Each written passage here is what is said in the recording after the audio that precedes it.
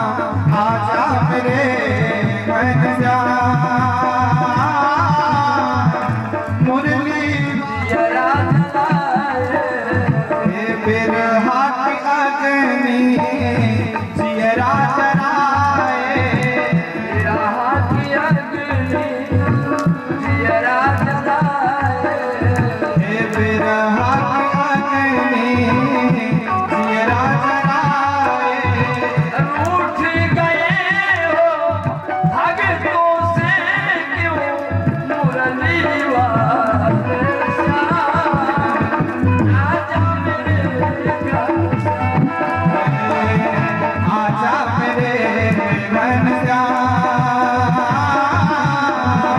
राधा मोहन श्याम, श्याम आजा मेरे घनश्याम,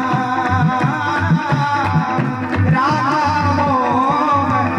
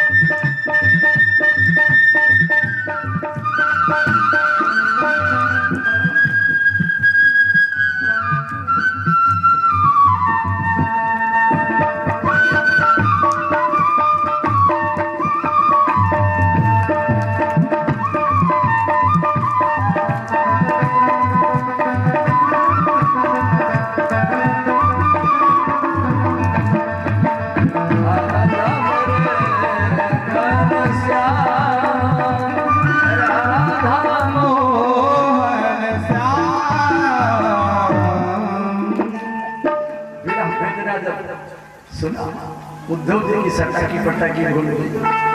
यहाँ उद्धव जी के अभिमान था मुझसे बड़ा ज्ञानी संसार में कोई नहीं है।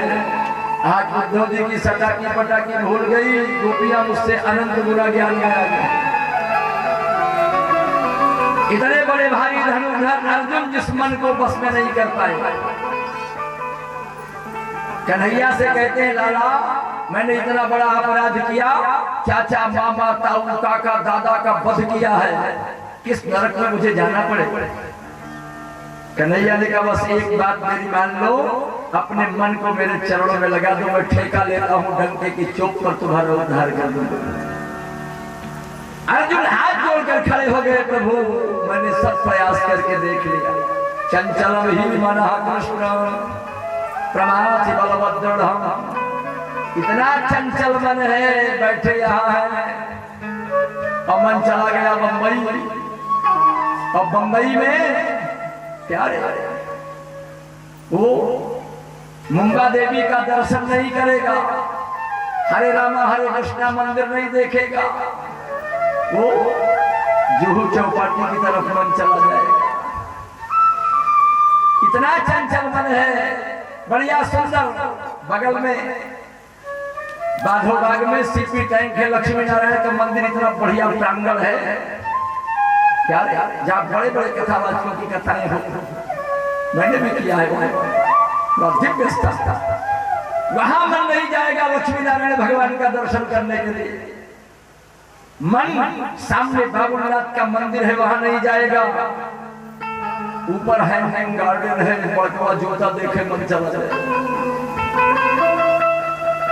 इतना चंचल मन है, क्या महालक्ष्मी मंदिर में मन नहीं जाएगा, सामने सिद्धि विनायक है वहां नहीं जाएगा, बगल में हाजी जी की दरगाह है मन वहां चला जाएगा।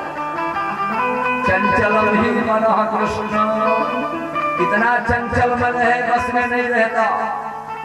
क्या करूं, मैंने सब प्रयास करके देख लिया। कन्हैया कहते तस्मात् केनापि उपायेन मनः कृष्णे निवेशयेत्, किसी भी उपाय से अपने मन को मेरे चरणों में लगाओ, हाथ जोड़ दिया करना प्रभु बस बस।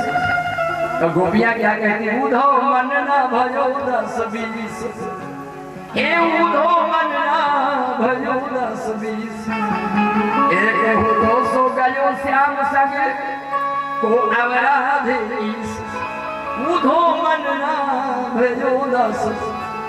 क्या क्या मुझसे अनंत गुना गोपियां ज्ञान में आ गए हैं? कन्हैया ने कहा उद्धव जी तुम्हारा ज्ञान कहाँ चला गया? अब तो उद्धव जी चरणों में लेट गए कन्हैया के, हे प्रभु क्या बताऊं, अब समझ गया। तूने मित्रता सार्थक कर दिया, मित्र ऐसे ही होना चाहिए। उद्धव जी प्रार्थना कन्हैया के चरणों में कर रहे हैं, उन गोपिकाओं की चरण धूलि मुझे मिल जाती और मैं अपने मस्तक पर लगा लेता तो शायद मेरा भी उद्धार हो जाता। जहाँ उनको कह रहे थे उद्धव जी को गंवार ग्वालिन मेरे वेदांत को क्या समझेंगी, वही उद्धव जी कन्हैया के चरण पकड़ को कहते हैं लाला उन गोपिकाओं की चरण धूलि मिल जाती तो हमारा भी उद्धार होता। और उसका तरीका बताया है कि ऐसे आसानी से नहीं मिल पाएगी उनकी चरण धूलि। बहुत बढ़िया उद्धव जी ने निवेदन किया है कन्हैया से, घेरा आशा महो चरण रेणु जुषा महम श्याम,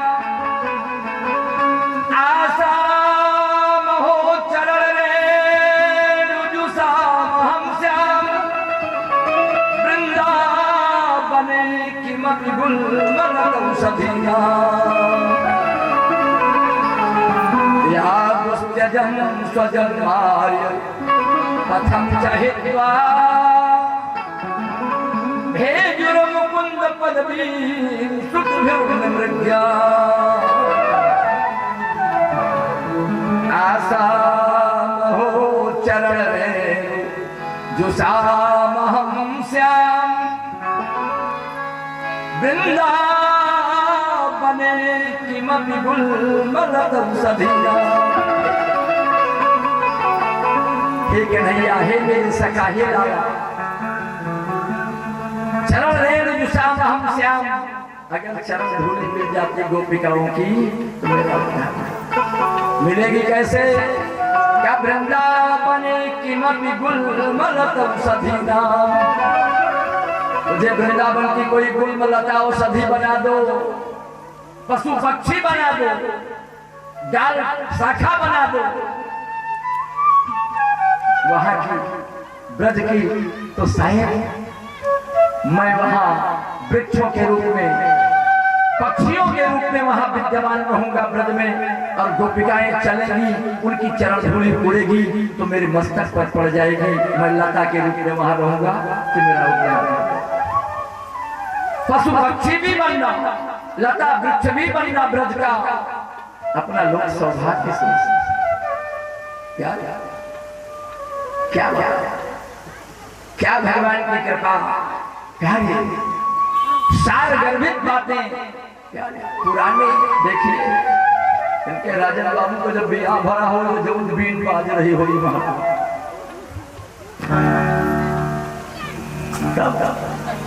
पथिक जी से पूछिए, रहूं भी आए साहब से पूछा, पहले जो बाजे बजते थे 3 दिन बारात रहती थी, बड़ी हालत निकल 150-200 रुपया वो बजरिया राहत है, लेकिन उनका एक पैसा शुरू करिए, गदेड़े सोवे नहीं देते। बजावे आया है कि सोवे आया है, नेचू मचन हो चला है हमारा सोवे, लोग का मालूम नहीं ना, होली हो गई, चला उठा सोवे परछन होगा,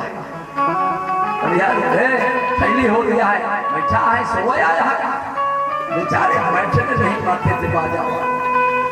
आज 1 घंटे के लिए 50,000 पर डीजे आता है, श्वास कर रहा है, बंद कर रहा है,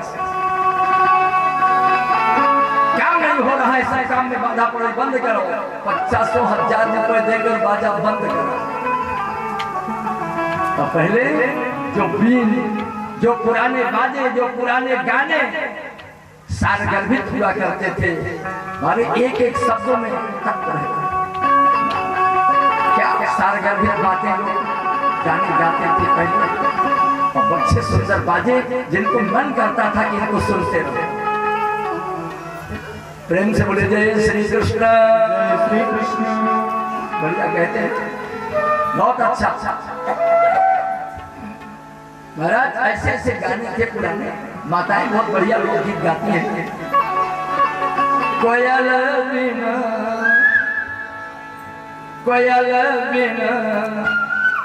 बगिया ना सोहे रामा, कोयल बिना बगिया ना सोहे रामा, कोयल बिना बगिया ना सोहे रामा।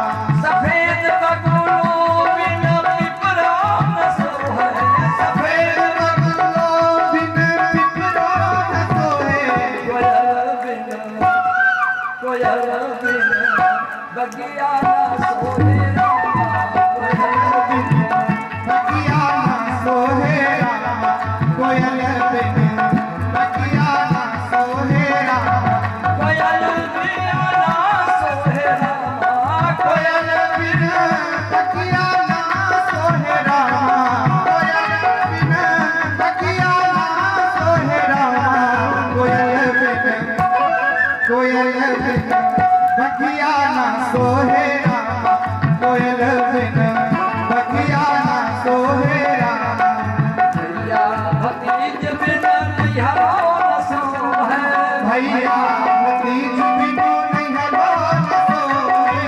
भैया भतीज बिना निहरो न सोहे, भैया भतीज बिनु नैहरो न सोहे। ललन बिना गोदिया न सोहे रामा, ललन बिनु गोदिया ना सोहे रामा, ललन बिनु गोदिया ना सोहे रामा, ललन बिनु गोदिया ना सोहे रामा। कोयल बिनु बगिया ना सोहे रामा, कोयल बिनु बगिया ना सोहे रामा। सास ससुर बिना ससुरो न सोहे, सास ससुर बिनु ससुरो न सोहे।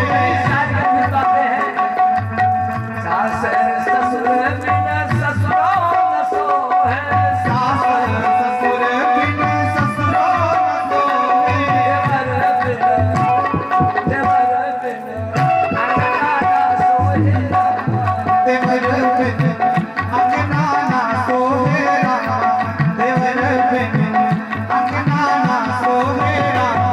देवर बिना अंगना न सोहे रामा, देवर बिनु अंगना ना सोहे रामा, अंगना न सोहे रामा। देवर बिनु अंगना ना सोहे रामा। कोयल बिना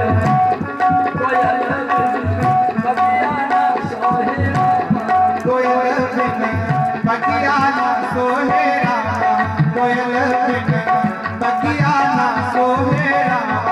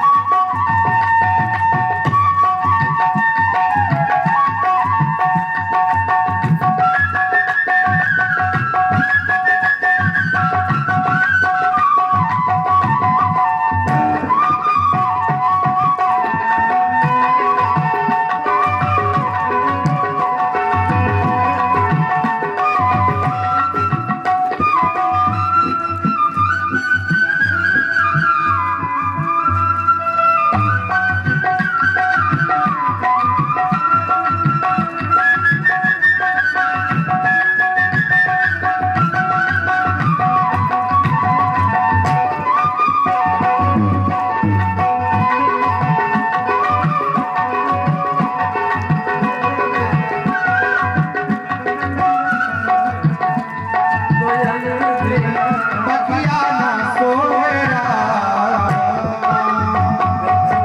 श्री कृष्ण। श्री कृष्ण। कितने धार्मिक पुराने महाराज तब बोला बाप के गीत हुआ कर।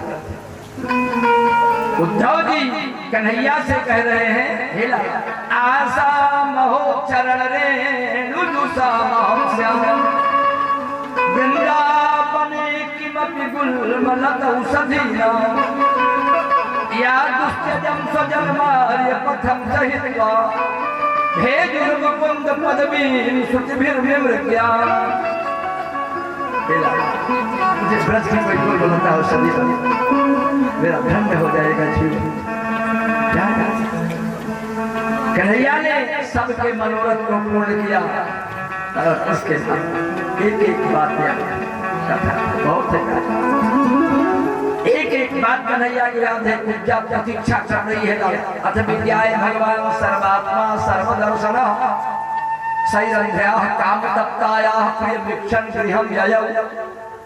शरण देखो जा देखिए बहुत बड़ी आज तो बाबा भोलेनाथ की बड़ी कृपा है। देखिए घोषणा से हमारे आचार्य से भी आ गए, सब बड़े विद्वान आदमी। वकील साहब आ गए, देखिए अच्छे लालगंज के माने जाने वकील तो साहब सबसे बटोरे ले। अभी कथा थोड़े दिन पहले हमें हुई थी। वकील साहब ऐसे बढ़िया व्यवस्था देखने में मरमर के हुए बुढ़े, बस समझिए इनको हमारे प्राचार्य। ये ऐसे कुशल प्रशासक समाज के ऐसे मुखिया हैं, इनकी निगाह से कोई बच के नहीं जा पाता था। 2-2, 3-3 हजार की भीड़ ये संजोए 8 बजे रात तक कथा चलता।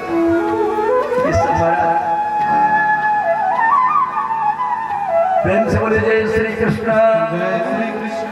हरे राम राम राम सीता राम राम राम, हरे राम राम राम सीता राम राम राम, हरे राम राम सीता राम राम, हरे राम राम राम सीता राम राम राम, राम राम राम राम राम राम, हरे राम राम राम सीता राम राम राम, हरे राम राम राम सीता राम राम राम, सीता राम राम राम राम राम राम, सीता राम राम राम राजा राम राम राम, हरे राम राम राम सीता राम राम राम, हरे राम राम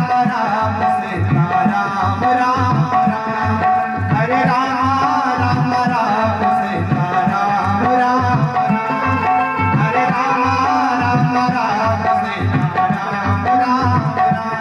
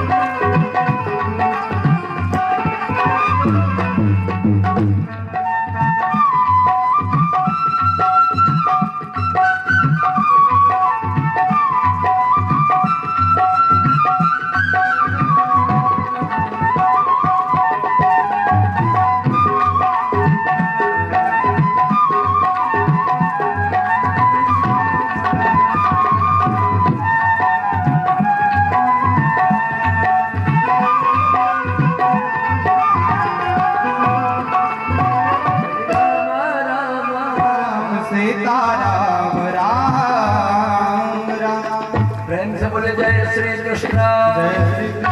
अथ विज्ञाय भगवान सर्वात्मा सर्वदर्शन सैरंध्याः कामतप्तायाः प्रिय वीक्षण गृहं ययौ। कुब्जा प्रतीक्षा क्या रही थी कन्हैया का रात दिन चिंतन करती थी। कुब्जा भगवान को याद है एक एक बार। भगवान उसके दरबार में पहुंच गए। मैंने बताया ना कि भगवान को सब याद रहता है। कहते ये यथामाम प्रपद्यन्ते तांस तथैव भजाम्यहम्।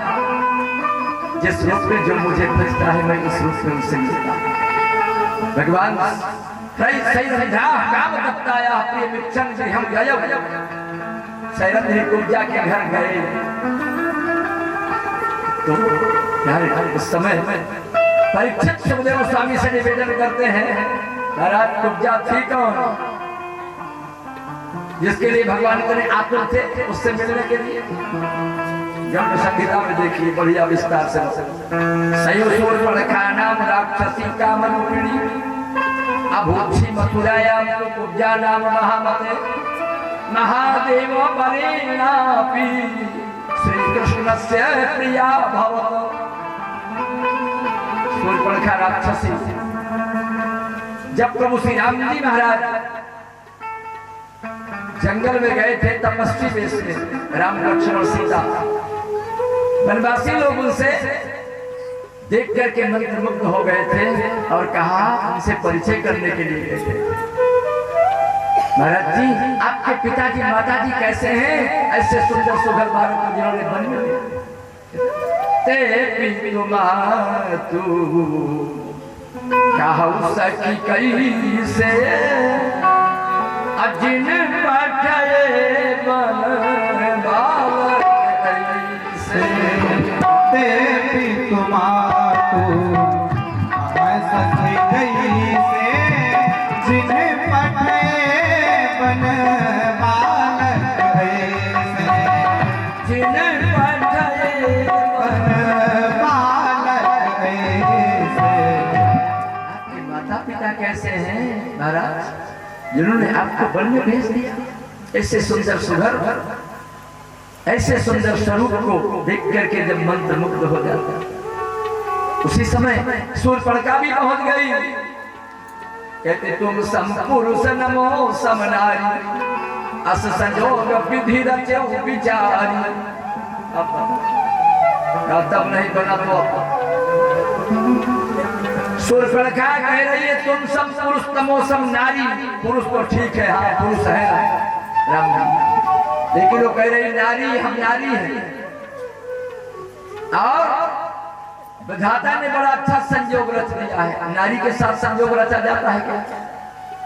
सब विद्वान बैठे हैं, अच्छे अच्छे जानने वाले।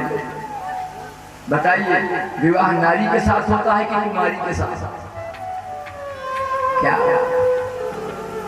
इनसे सबसे ज्यादा तेज महिलाएं हैं, जानकारी है। पहले कहाँ थी कुमारी? क्या रे?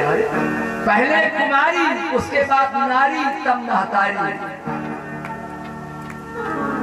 नारी महाराज, नारी शब्द इतना व्यापक सामान्य नहीं है। नारी किसे कहते हैं? ना आरी ही अस्याः सा नारी, जिसका संसार में कोई आरी न हो, शत्रु न हो, वो नारी है। अब देख रही है जानकी जी बगल में खड़ी है, फिर भी शूर्पणखा कहती है तुम सम पुरुष नमो सम नारी। राम जी बेचारे नीचे मुड़ी कर लिए, कहा है कुमार मोर लघु भ्राता, भैया से मिलो छोटे भाई से। कुमार बारे नहीं की अविवाहित है, कुमार बारे कुत्सिता हमारा तुम्हारा, कामदेव को मारने वाले, काम पर विजय महारत हासिल करने वाले। बड़ी लंबी चर्चा इसकी है पद्म पुराण में, क्या समय नहीं है, बहुत बढ़िया विस्तार से। पुष्पम दृष्टा फलम दृष्टा दृष्टा नारी यौवनः पृथिव्याम रत्नानि कस्य नोच्चलते मनः। लखनलाल जी को अनुमति नहीं मिल रही थी वन में जाने के लिए राम जी के साथ। मेरे साथ जानकी जी चल रही नवयुवती है, तुम युवक को तुम्हारे साथ उर्मिला नहीं चल सकती। नौकर को थोड़ी नौकर लगता, सेवक को सेवक की जरूरत नहीं है। लेकिन लखनलाल जी ने बड़ा अच्छा उत्तर दिया। जब राम जी ने कहा पुष्पम दृष्टा फलम दृष्टा दृष्टा नारी यौवनः, बढ़िया सुंदर खिला हुआ फूल हो गुलाब, कौन ऐसा व्यक्ति है जिसका मन चलायमान नहीं हो जाएगा? बढ़िया पका पका दशहरी लटक रहा हो, कौन ऐसा व्यक्ति है जिसके मुंह में पानी नहीं आ जाएगा?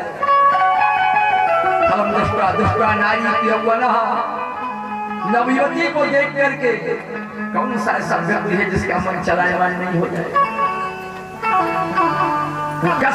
चलते माया। लखनलाल जी ने बड़ा सुंदर उत्तर दिया, भैया माता यस्य सुतिर्भूत पिता यस्य सुतिर्भूतो माता यस्य पतिव्रता उभाभ्याम यस्य संभूति तस्य नोच्चलते मनः। जिसके पिता पुतात्मा हो, पवित्र आत्मा हो, जिसकी माता पतिव्रता हो और जिस पुत्र का माता पिता में अनुराग हो, तस्य नोच्चलते मनः, उसका मन चला रहता है। लखनलाल जी शेषावतार, जिन्होंने 14 वर्ष का समय बिताया राम के साथ, जमीन में कभी बैठे नहीं, खड़े रहे, कभी टेक नहीं लिया, खड़े रह करके लौ पुरुष बन करके खड़े रहे, सेवा किया। ऐसे कुछ सीता हमारा ऐसे कामदेव को मारने वाले मेरे अनुदेव से मिले। लखनलाल जी के पास गई। लखनलाल जी ने कहा भैया पराधीन नहीं तो सुभाषा में स्वतंत्र नहीं, उन्हीं से मिले। वो सोची यही बाधक है। बस जानकी जी की तरफ आंख दिखाया लखनलाल जी ने, नाक कान बिन भय बिगड़ा। वही सूर पर का भगवान कहते हैं ये यथामाम प्रपद्यन्ते तांस तथैव भजामि। वही आज कुब्जा महादेव वरेणा में श्री कृष्ण से प्रिया भव, भगवान शंकर से वरदान प्राप्त करके कन्हैया की प्रिया हुई। वही उसके स्नेह को भगवान ने पूर्ण किया। और हस्तिनापुर अक्रूर जी हस्तिनापुर जाते हैं। वहां धृतराष्ट्र के पक्षतापूर्ण व्यवहार हुआ करके कन्हैया से बताते हैं।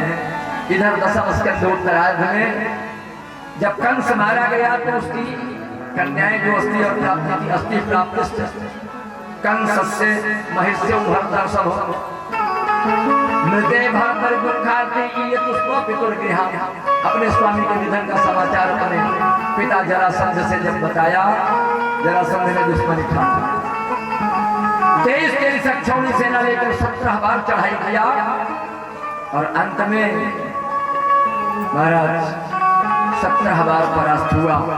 अंतिम में उसने कहा वैसे काम नहीं चलेगा तो ब्राह्मणों का आश्रय ले। तो भगवान ने सब कुछ स्वीकार किया है कन्हैया ने, पर ब्राह्मणों का अपमान स्वीकार नहीं किया।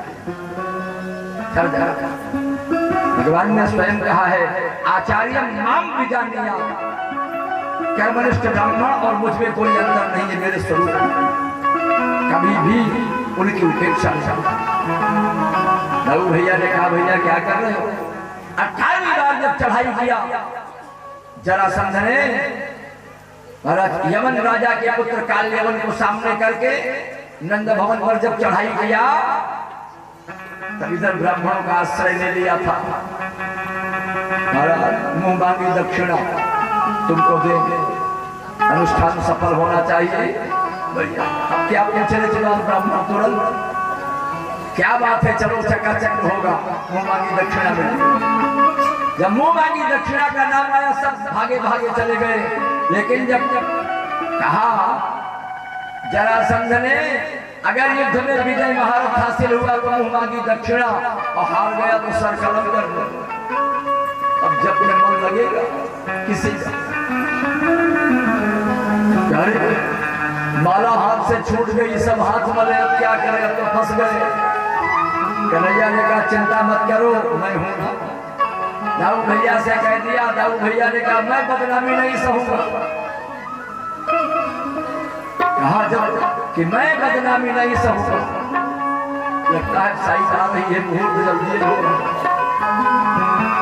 बस अब जल्दी लगन का समय आ गया, बहुत जल्दी में विवाह की तैयारी चल रहा।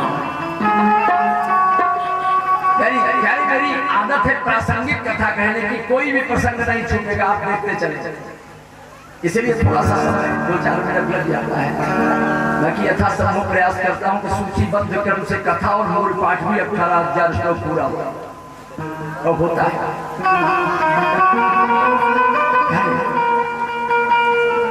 भगवान की ऐसी कृपा। दाऊ भैया ने जब कहा कन्हैया मैं बदनामी नहीं सहूंगा, कन्हैया ने कहा भैया कहाँ तुम साथ दियो मेरा, मुझे लोग क्या नहीं कहे। कोई चोर कहता था, कोई छिछोर कहता था, कोई साड़ी चोर कहता था, कोई बरजोर कहता था। और आपने किसके किसके जबान पर ताला लगाया है। एक बार ज्यादा से ज्यादा हम कौन से तिलकधारी राजा है, ज्यादा से ज्यादा मुझे रण छोड़ कह देंगे, रण छोड़ करके भाग गए तो हमारी कौन सी बदनामी होगी। लेकिन ब्राह्मणों के सम्मान में मैं समझौता नहीं। 18वीं बार जब यमन राजा के पुत्र काल्यवन को आगे करके चढ़ाई किया तो कन्हैया वहां से फूट लिया, पलायन में विचार कर माँ हम बाप के विचार करते हैं कि मेरी कन्या खुशहाल रहे, इसका विवाह जहाँ करूँ वहां इसमें सुख मिले। कुंडनपुर विदर्भ मगर इस महाराज भीष्म नहीं चाहते थे, लेकिन ज्येष्ठ पुत्र पुत्र जब अपने बराबर का हो जाए तो प्यारे उसकी भी बात माननी पड़ती है। प्राप्ते तो 16 वर्षे पुत्र मित्र समाचार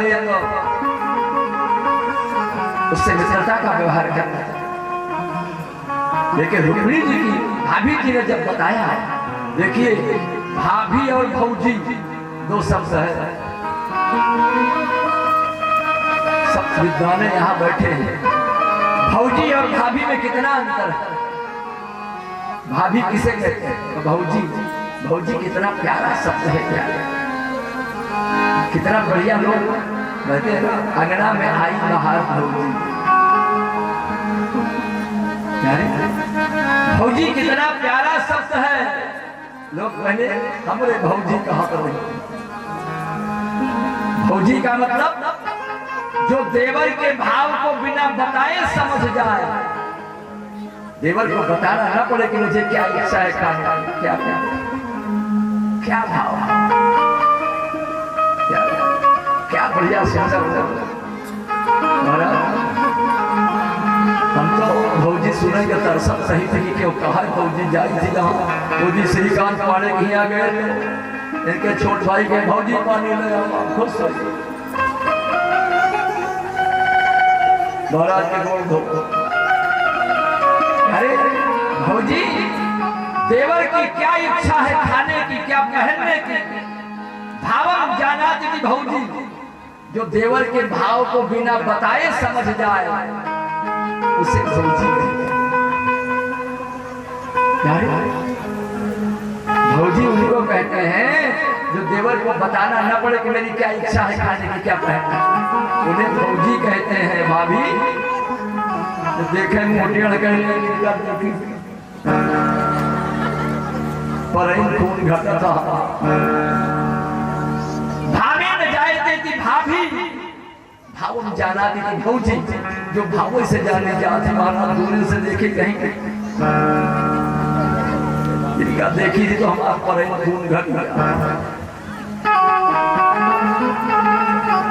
महारानी रुक्मिणी की भौजाई ने कहा, बहन जी मैं तुम्हारे साथ में चिंता क्यों करता, तुम बोला जिसे तुम पसंद करते। महारानी रुक्मिणी जी ने बड़ा सुंदर संदेश भेजा है पत्र के माध्यम। बहुत संक्षेप में मैं बता रहा हूँ, बहुत संक्षेप साथ। रुक्मिण्या स्वयं एकांते लिखित्वा दत्त पत्रिका मुद्रा मनोच्य कृष्णाय प्रेम चिन्हा मदर्शयत्। अपने प्रेम के चिन्ह को दर्शाया है रुक्मिणी जी ने। तो बड़ा सुंदर प्यारा पत्र लिखा है कि हे लाला मैंने तुम्हें देखा नहीं, बिना देखे मैंने तुम्हारा चयन किया है, वर्ण किया है। इसकी इस मर्यादा का ध्यान देना, मैंने केवल कानों से सुना है।